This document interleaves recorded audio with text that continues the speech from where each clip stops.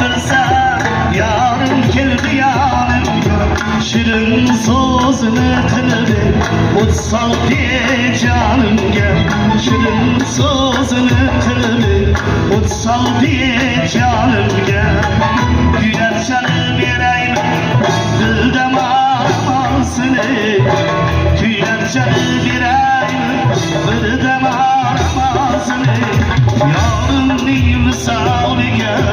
ko'rib ko'zim qalsini yarın nimsaliga ko'rib ko'zim qalsini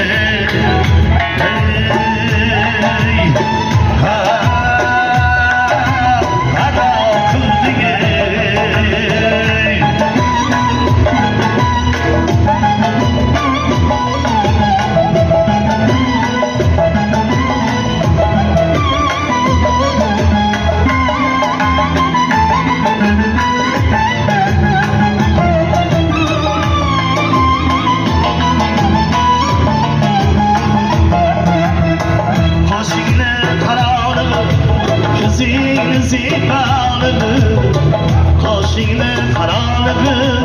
gözünü zibanlığı yanıga cefakladı şu kızının banalığı